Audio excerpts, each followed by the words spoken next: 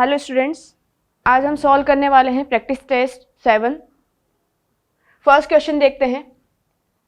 Equation of common tangent to the parabola y square equals to 4x and the hyperbola xy equals to 2।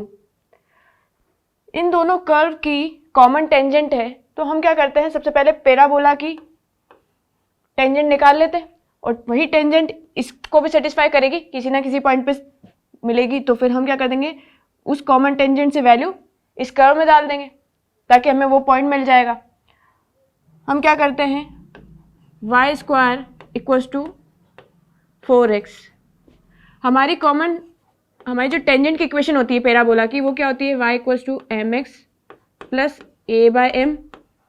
जब curve y square equals to 4ax होता है, यहाँ पे a की value 1 है, तो tangent बन गई हमारी y equals to mx plus 1 by m। अब क्या करेंगे, ये टेंजेंट इस हाइपरबोला की भी है, तो हम क्या करते हैं कि y की जगह इस टेंजेंट से वैल्यू डाल देते हैं। ये क्वाड्रेटिक मिलेगी x में, तो यहाँ बन गया हमारा m स्क्वायर x स्क्वायर और ये बन गया हमारा x 2m। अब जिस पॉइंट पर ये जो एक तो पैराबोला हो गया y square equals to 4x और एक रेक्टेंगुलर हाइपरबोला है, हमारा हाइपरबोला है। अब ये जो कॉमन टेंजेंट है जिस पॉइंट पर, कहीं ना कहीं तो इस कर्व को भी टच कर रही होगी, हाइपरबोला को। अब ये जो पॉइंट है, ये यहाँ पे क्या होगा, d इक्वल्स टू 0 होगा, एक ही पॉइंट पर टच करेगी। तो ये जो इक्वेशन मिली है हमारी क्वाड्रेटिक इक्वेशन, इसमें क्या कर देते हैं हम, d की वैल्यू 0 कर देते हैं। तो यहाँ से क्या मिलेगा, b स्क्वायर 4ac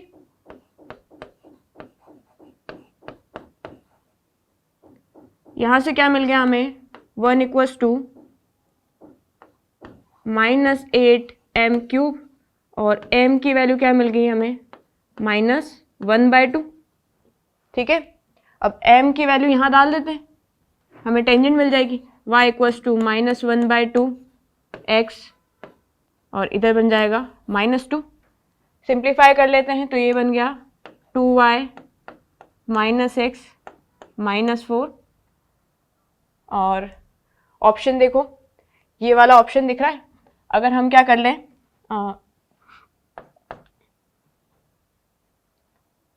इस तरफ लेके आ जाते सबको, तो इधर बन गया x प्लस 2y प्लस 4, तो ऑप्शन थर्ड दिख रहा है। नेक्स्ट क्वेश्चन देखो, sum of real values of x for which the middle term of binomial is equals to, है ना, आपको वैल्यू दे रखी है। अब n की वैल्यू 8 है, जब इवन टर्म्स n की वैल्यू क्या हो जाती है, इवन होती है, तो हमारा मिडल टर्म क्या होता है, n/2 + 1। तो मिडल टर्म क्या बन गया, यहाँ पे फिफ्थ टर्म की वैल्यू निकालनी है ना। फिफ्थ टर्म की वैल्यू ये गिवन है 5670।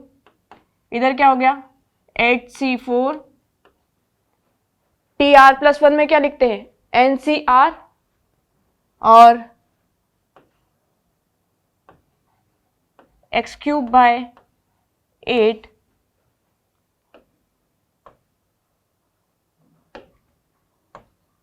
इसकी पावर बन जाएगी 4 और 3/x इसकी पावर बन जाएगी 4।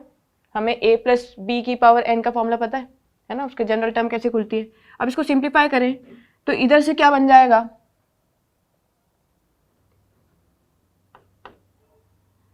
8c4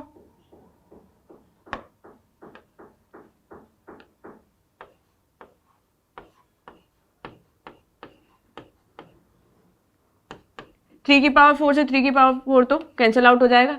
इधर x की पावर कितनी बन रही है, ऊपर तो 12 बन रही, इधर 4 बन रही, तो इधर बन गया x की पावर 8 और इसको सिंप्लीफाई कर लेते हैं, इधर ये चल ही रहा है 8 7 6 5, 4 फैक्टोरियल कैंसिल आउट हो जाएगा और इस तरीके से बनेगा।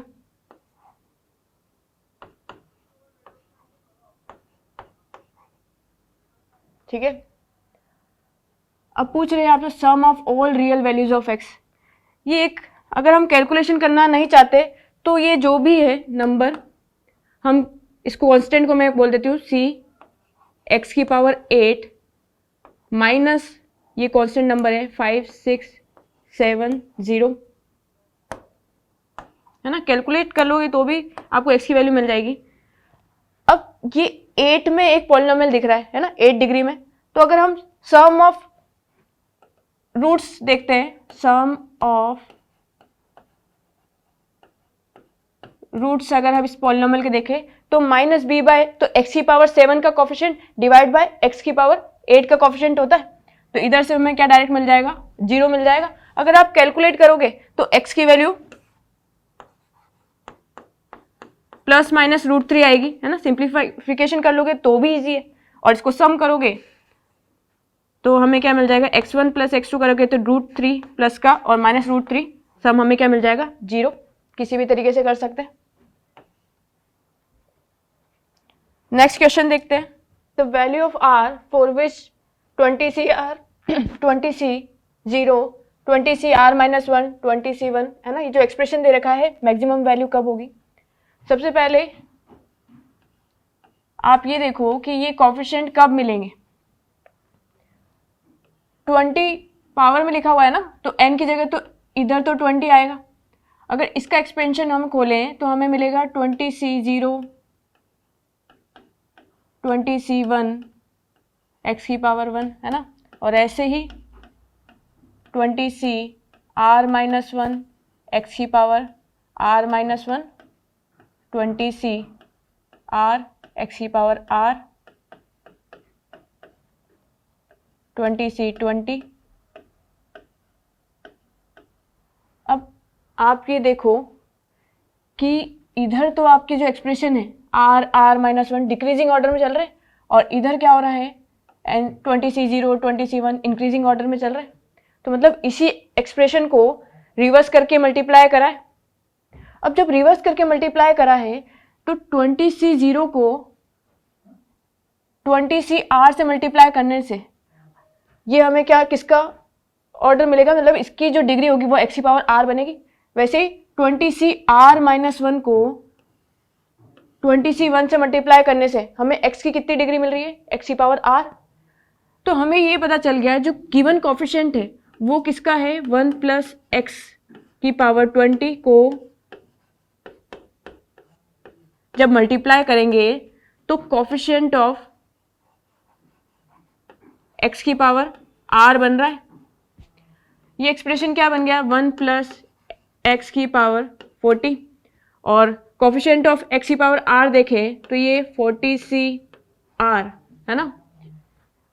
इसकी वैल्यू मैक्सिमम चाहिए, आपसे क्या पूछा है कि मैक्सिमम वैल्यू, और मैक्सिमम वैल्यू कब होती है, हमें पता है कि ये मैक्सिमम वैल्यू कब बनेगी, जब r की वैल्यू क्या हो जाए, 20 हो जाए, क्योंकि n की वैल्यू क्या है, इवन है।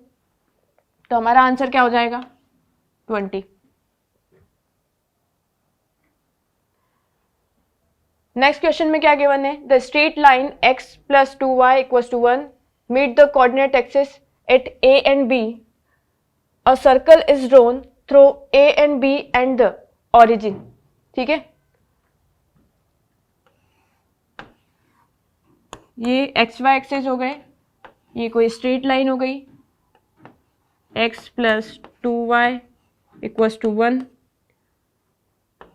जहाँ पे x एक्सिस को टच कर रही है वो a पॉइंट है, जहाँ पर y एक्सिस को टच कर रही है वहाँ पे, है ना, इंटरसेक्ट कर दिया यहाँ पे, ये ओरिजिन हो गया।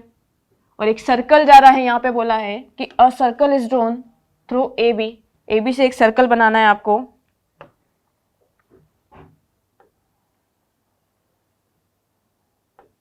डेप्थ डायग्राम ड्रॉ कर लेते हैं, है ना, ये गोल नहीं लग रहा होगा।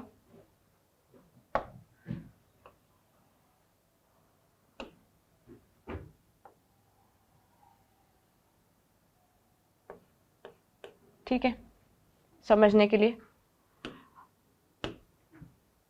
अब क्या हो रहा है, then the sum of perpendicular distance from A B on the tangent to the circle at the origin. Origin पे एक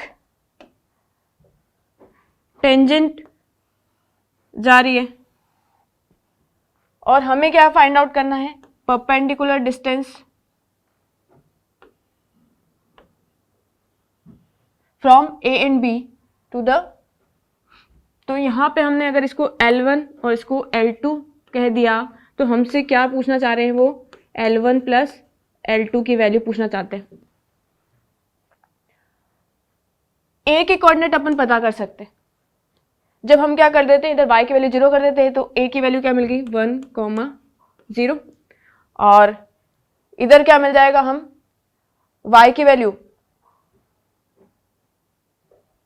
x की वैल्यू 0 कर देंगे तो y की वैल्यू क्या मिल जाएगी हमें 0,1/2।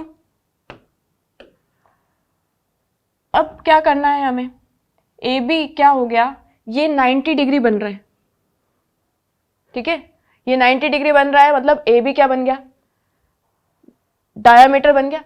और डायमेट्रिक फॉर्म ऑफ सर्कल हमें पता है, हमें पास 2 पॉइंट्स है तो उनसे हम डायमेट्रिक फॉर्म ऑफ सर्कल लिख देंगे, और नहीं तो जनरल फॉर्म में लिख के और 0,1/2 1,0 और 0,0 सेटिस्फाई करा देंगे, उससे भी मिल जाएगा। हमारी सर्कल की इक्वेशन क्या बन जाएगी, x - 1 x - 0 plus y - 1/2 y -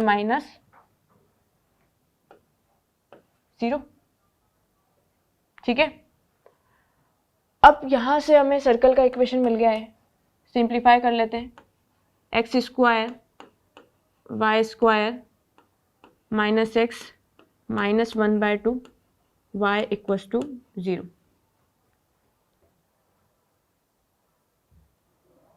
circle का इक्वेशन है तो हम टेंजेंट का इक्वेशन t = 0 से फाइंड आउट कर सकते हैं, तो यहां से t = 0 और हमारे x1 y1 कोऑर्डिनेट कौन से बन जाएंगे, 0 0 से जाने वाली टेंजेंट है, तो टेंजेंट का इक्वेशन कैसे लिखते हैं, x x1 plus y y1, है ना, और इधर क्या हो जाता था x और x प्लस x1 हो जाता था g के साथ, है ना, और इधर y प्लस y1, तो यहाँ क्या हो जाएगा x x1 तो यहाँ 0 हो गया, y y1, ठीक है, इधर 1/2 x plus x1 y plus y1 = 0। Value देखें तो ये क्या बन गया -1/2 x 1/4 y। इसको सिंप्लीफाई करें तो क्या मिलेगा 2x प्लस y = 0। ये इक्वेशन ऑफ टेंजेंट मिल गई। अब टेंजेंट का इक्वेशन है हमारे पास और ये पॉइंट भी है, तो परपेंडिकुलर डिस्टेंस तो फाइंड कर ही सकते हैं। तो L1 की अगर हम वैल्यू देखें तो L1 की वैल्यू क्या बन जाएगी, ये लाइन हो गई, तो L1 पॉइंट के लिए हम 1,0 डालेंगे, तो इधर हो गया हमारा √5, तो वैल्यू मिल गई 2/√5। और L2 की वैल्यू देखी तो वो क्या बन जाएगा, इधर से हम क्या डाल देंगे 0,1/2 डाल देते हैं, तो 2 × है ना 0 हो जाएगा, इधर क्या चलेगा 1/2 √5 1/2√5, है ना, L1 प्लस L2 ये क्या मिल जाएगा, आप चाहो तो इधर इसको 2 से मल्टीप्लाई कर देते ताकि ये बन जाएगा 4 और इधर बन गया 5/2√5। इसको सिंप्लीफाई करके लिखे तो √5/2 आंसर आ गया, और √5/2 फोर्थ ऑप्शन में आ रहा है। नेक्स्ट क्वेश्चन देखते हैं, 2 circles with equal radius r intersect at the point. आपको 2 सर्कल्स दे रखे हैं और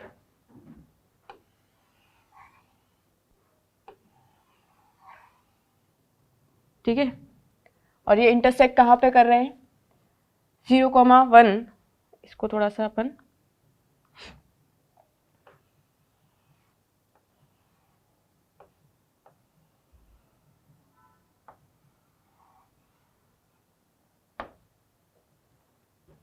इस तरीके से ड्रॉ कर लेते हैं, जहाँ पर हमारा ये पॉइंट तो हो जाएगा 0,-1 और ये बन जाएगा 0,1। ठीक है, ये ए पॉइंट हो गया हमारा, ये बी पॉइंट है, इसका सेंटर कहीं रहा होगा C1 C2 इस तरीके से। अब क्या बोल रहे हैं वो, टेंजेंट एट द पॉइंट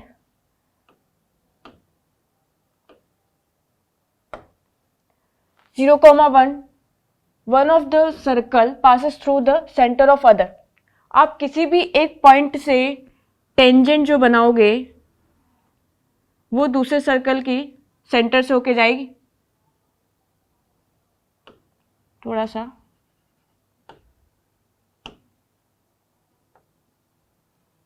इस तरीके से हम C1 यहाँ ले लेते हैं समझने के लिए।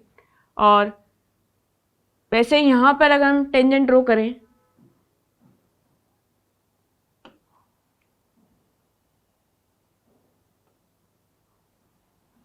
ठीक है, तो ये हमारे दूसरे सेंटर से जाएगी C2 से। यहाँ पे भी सेम केस हो रहा है कि एक सर्कल के टेंजेंट बनाओगे तो वो दूसरे सर्कल के सेंटर से जाएगी, है ना। ये हमारा C2 हो गया समझने के लिए, ठीक है। अब ये जो है टेंजेंट, ये C2A रेडियस का काम करेगा और रेडियस यहाँ पे C2B भी रेडियस है, C1B C1A ये सब रेडियस है, आर्क इक्वल है। ये एंगल 90 होगा, रेडियस और टेंजेंट के बीच में 90 होता है, ठीक है। और हम क्या करें, इधर थोड़ा सा ध्यान से देखोगे तो अगर हम सिमेट्री, है ना, एंगल्स ट्रायंगल्स में देखें हम, तो ये कॉन्ग्रुएंसी लगाएं तो हमें ये पता चलेगा कि ये वाला एंगल और ये वाला एंगल भी 90 है, ठीक है। तो ये ABCD जो हमारा AC1 BC2 जो बन रहा है, AC1 BC2 जो बन रहा है वो क्वाड्रिलेटरल, ये क्या बन गया, स्क्वायर बन गया।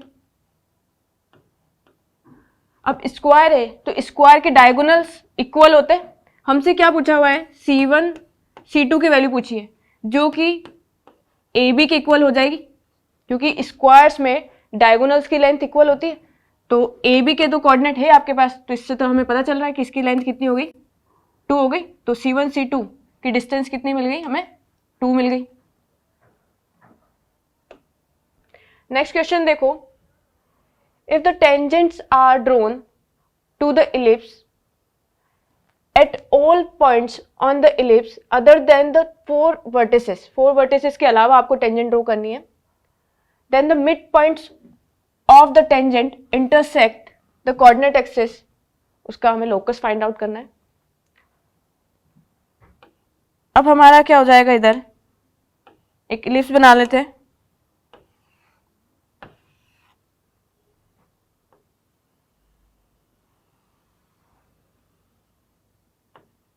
ये इस तरीके का इलिप्स हो गया, ठीक है। और किसी पॉइंट पर ये पॉइंट ले लेते हैं, यहां से हमारा टेंजेंट कोई जा रहा है, ठीक है। ये A B, ठीक है, ये P ले लो, कोई भी जनरल पॉइंट है। जनरल पॉइंट्स कैसे लेंगे, हमारा पैराबोला जो हमारा इलिप्स है x²/2 y² = 1 है, इसमें P के कोऑर्डिनेट क्या हो जाएंगे, A cos theta B sin theta होता है। तो यहाँ पे क्या हो जाएगा हमारा √2 cos थीटा sin थीटा। ये जो हमारी AB टेंजेंट है उसका मिड पॉइंट कुछ रहा होगा इसको हम कहते हैं m, इसको हमने क्या कोऑर्डिनेट दिए, h, k, ठीक है।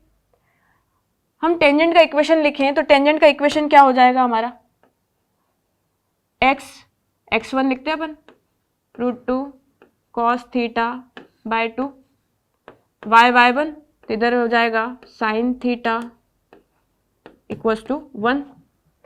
अब मुझे अगर a और b के कोऑर्डिनेट फाइंड आउट करने हैं तो a के कोऑर्डिनेट के लिए तो मैं क्या कर दूंगी, x की वैल्यू 0 कर देती हूँ। x की वैल्यू 0 करते ही मुझे क्या मिल जाएगा, y की वैल्यू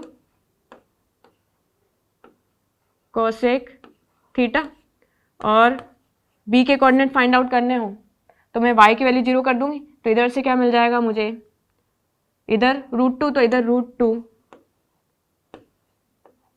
सेक थीटा कॉमा 0। यहां से हमें a और b के कोऑर्डिनेट मिल गए। अब a और b के कोऑर्डिनेट मिल गए, m क्या कर रहा है, मिड पॉइंट का काम कर रहा है, m इज मिड पॉइंट। तो हम क्या कर सकते हैं, ये जो h और k की जो वैल्यू है हम कॉसेक और सेक के फॉर्म में निकाल सकते हैं। ये क्या मिल जाएगा, √2 sec theta by 2 cosec theta by 2। अब h की वैल्यू से हमें कॉस मिल जाएगा, ठीक है। तो यहां से क्या मिलेगा, 1/√, सेक को मैंने लिख दिया cos theta, cos theta is equals to 1/√2h। और यहीं से हम देखें तो इधर से क्या मिल जाएगा, साइन थीटा 2k के इक्वल हो जाएगा। Sine square theta plus cos square theta 1 होता है, तो यहाँ से क्या हो जाएगा, साइन स्क्वायर तो यहाँ पे हो जाएगा 4k square 2h square equals to 1। और यहाँ से लोकस देखें तो ये बन जाएगा हमारा 4y square 1/2x square equals to 1। Option देखते हैं, ये ऑप्शन हमारा फर्स्ट ऑप्शन है, ठीक है। नेक्स्ट क्वेश्चन देखो, इस क्वेश्चन में क्या गिवन है, a square is inscribe in the circle. एक स्क्वायर है वो किसी सर्कल के अंदर इंस्क्राइब है,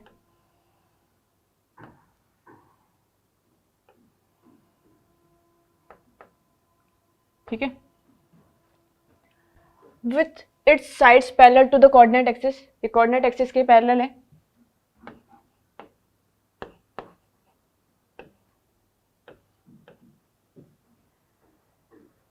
Then the distance of the origin from the vertices of this square which is nearest to the origin। origin से distance देखनी है vertices की, है ना। हमें OA, OB, OC और OD इनकी distance में से जो भी nearest होगी उसे टिक करना है। इसका सेंटर हम बता सकते हैं, सेंटर क्या हो जाएगा हमारा इस सर्कल से 3,-4। और इस सर्कल की रेडियस देखें तो हमारा रेडियस क्या हो जाएगा, g square f square minus c होता है, तो यहाँ पे हो जाएगा 9 + 16 + 103। और सिंप्लीफाई करें तो कितना हो जाएगा, ये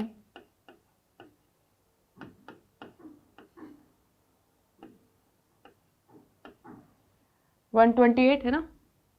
और इसको देखें तो 8√2 हो जाएगा।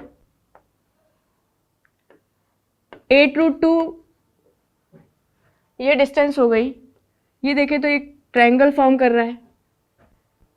हमें ये पता चल गया कि स्क्वायर्स में ये डिस्टेंस 8 और 8 रही होगी, तब जाके ये 8√2 बनेगा।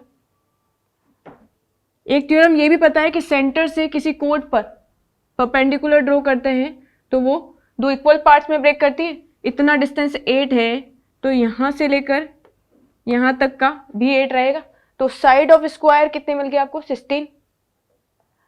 अब अगर हमें डी कोऑर्डिनेट पता करने, सबसे पहले हम इधर वाला कोऑर्डिनेट फाइंड आउट कर लेते हैं। ये कोऑर्डिनेट कितना हो जाएगा, 8 शिफ्ट कर दो, तो 8 शिफ्ट करने से हमें कितना मिलेगा, -5 -4। अब हम क्या कर रहे हैं, वाई एक्सिस की में 8 इंक्रीज करना है, तो इधर क्या हो जाएगा,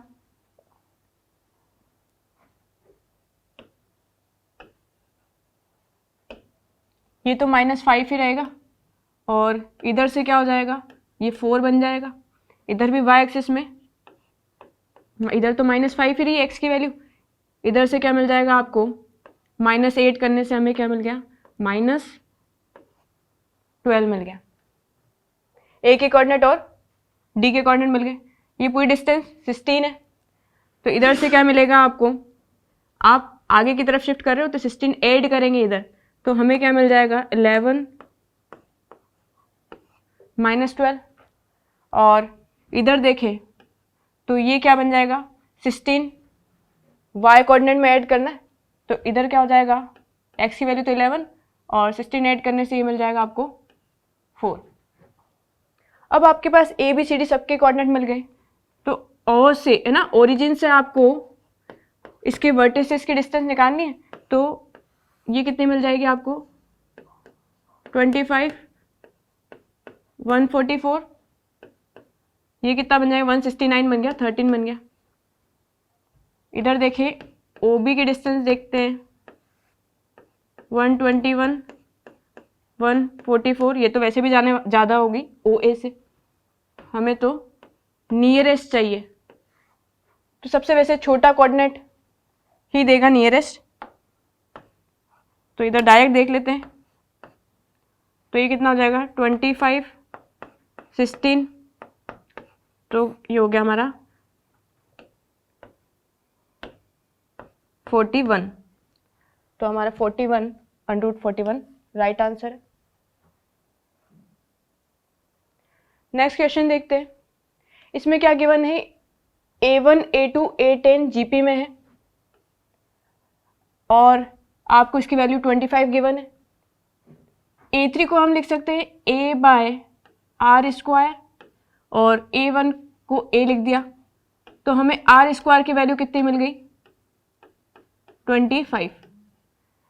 नेक्स्ट हम देखिए, हमें वैल्यू क्या पूछ रहे हैं, A9 को लिख सकते हैं मतलब AR⁴ और A5 को लिख सकते हैं AR⁴। ओवरऑल आपका कितना बचा, R⁴। इधर हम क्या लिख सकते हैं, अगर इसको 5 स्क्वायर का स्क्वायर तो 5⁴, तो 5⁴ हमारा राइट आंसर हो गया। नेक्स्ट क्वेश्चन देखते हैं, if one real root of quadratic equation, आपको क्वाड्रेटिक इक्वेशन दे रखी है, is cube of the other, then the value of k की वैल्यू फाइंड करनी है। तो हमने एक रूट ले लिया अल्फा, है ना, और एक क्या हो गया alpha cube. Sum of roots की बात करें, सम ऑफ रूट्स क्या हो जाएगा, -k/81, और प्रोडक्ट ऑफ रूट्स क्या हो जाएगा, c/a, तो 256/81। इसको हम क्या लिख सकते हैं, 4⁴, इसको लिख सकते हैं 3⁴। आपको क्या मिल गया यहाँ से, ±4/3 मिल गया इधर से। अल्फा की वैल्यू जो मिली है, अब हमें के की वैल्यू फाइंड करनी, तो इधर डाल देते हैं। अगर अल्फा की वैल्यू हम क्या कर रहे हैं, पॉजिटिव में डाल रहे हैं 4/3, तो इस इक्वेशन से देखते हैं, 4/3 और इधर बन जाएगा 64 27 k/81। कैलकुलेट करें तो इधर बनेगा आपका 27 64, इसको कट करें तो 3 टाइम्स आएगा, और के की वैल्यू क्या मिल जाएगी, ये बना 0 100 और 3, तो 300 हमको के की वैल्यू मिल रही है।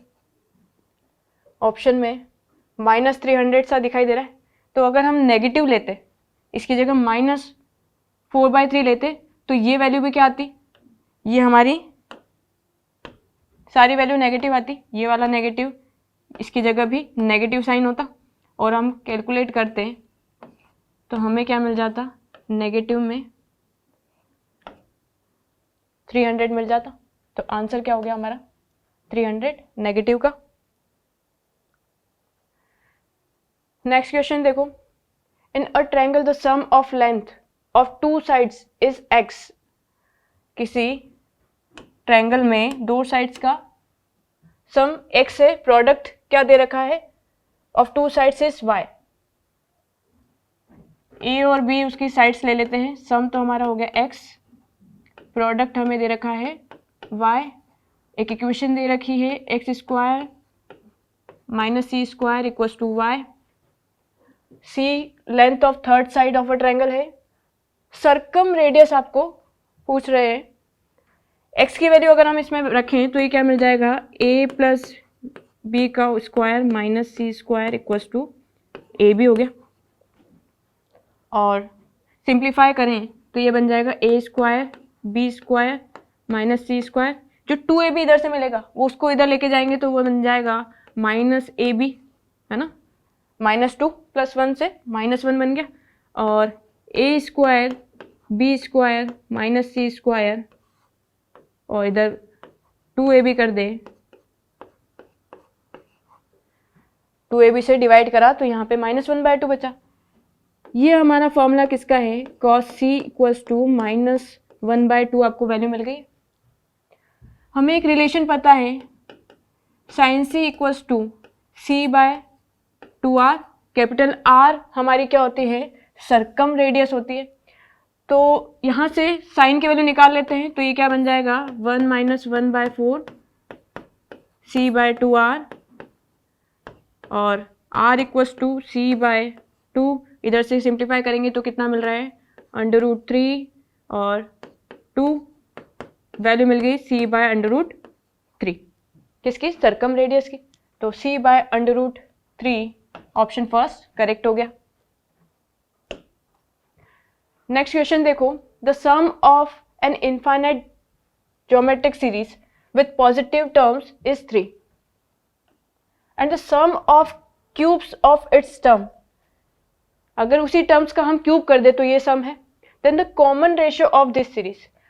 तो अगर हम इनफाइनाइट सीरीज का सम देखें तो 1 - r होता है, a/1 - r, और कितना गिवन है आपको, 3।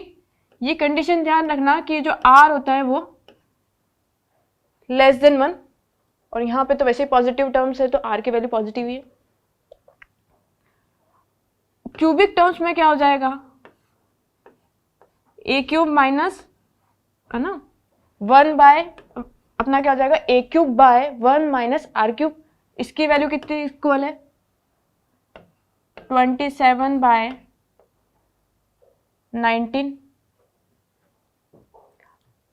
r की वैल्यू पूछ रहे हैं, इन दोनों से हम सिंप्लीफाई कर लेंगे।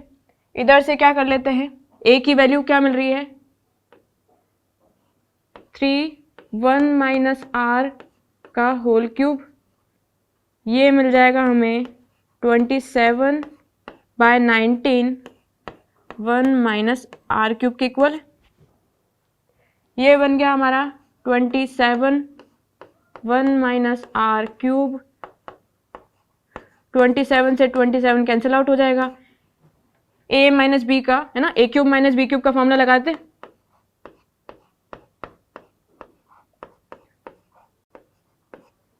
ये भी कैंसिल आउट हो गया, इसकी पावर कितनी बच गई, 2। 27 से 27 कैंसिल आउट हो गया, इधर तो मिल गया हमें 1 + r² - 2r 1/19। सिंप्लीफाई कर लेते हैं इसको, 19 बन जाएगा, इधर तो 19r², उसमें से r² जाएगा तो 18r²। r की टर्म देखें तो इधर तो 38 बनेगा, है ना, माइनस का 38, और उसमें से एक और जाएगा तो -39 r मिल गया हमें। 19 - 1 तो 18 मिल गया है। सिंप्लीफिकेशन करना है, इसको देखो, इसमें से 3 कॉमन आ रहा है तो इधर से क्या बन जाएगा 6r स्क्वायर, इधर 13r, 6 फैक्टर्स कर लेते हैं इधर, तो ये क्या बन जाएगा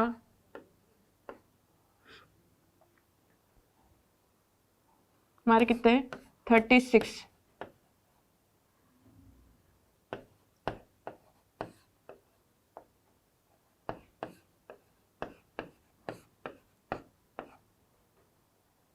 तो 9r माइनस 4r प्लस 6 हो जाएगा।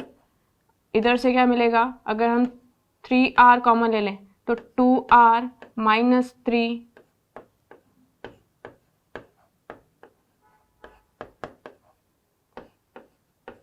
2r minus 3 3r minus 2 equals to 0। r की वैल्यू आपको कितनी मिल गई 3/2 2/3। अब r की वैल्यू कितनी होती है लेस देन 1, तो ये वैल्यू तो आपको ले नहीं सकते। यहाँ पे क्या हो जाएगा 2/3, 2/3 हमारा 4th आंसर है। नेक्स्ट क्वेश्चन देखें, if the system of linear equation आपको दे रखा है a b c are the non zero real numbers has more than one solution. More than one solution की बात कर रहे हैं। मोर देन वन सॉल्यूशन में क्या होता है, सारे जो d इक्वल्स टू 0 होता है, d1 d2 सब 0 होते हैं। हमें ए बी सी में रिलेशन चाहिए तो हम किसी भी एक को d1 को 0 कर लेते हैं। d1 को 0 करने से हमें क्या वैल्यू मिलेगी, डिटर्मिनेंट देखो a b c 2 minus 1 minus 3 3 5 2। इस डिटर्मिनेंट को सॉल्व कर लेते, इसकी वैल्यू 0 की इक्वल करनी है, तो इधर क्या मिल जाएगा a माइनस 2 प्लस 15, इधर देखें तो ये क्या बन जाएगा 2b माइनस 5c और minus 3b plus c equals to 0। a की वैल्यू कितनी मिल रही है आपको माइनस ना, इधर 13a मिल गया आपको, और b की वैल्यू देखें तो इधर कितना मिल रहा है माइनस 4 माइनस 9, तो हमारा कितना मिल गया ये 13b मिल गया आपको। और c की वैल्यू देखें तो 10 और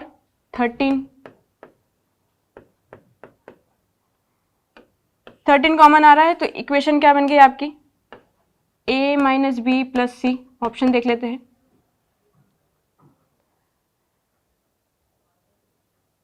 इसको अगर हम माइनस कॉमन ले ले तो ये कुछ ऐसा दिखाई दे रहा है, b पॉजिटिव बन जाएगा, a और c नेगेटिव बन जाएगा, तो सेकंड ऑप्शन करेक्ट है। ठीक है, थैंक यू।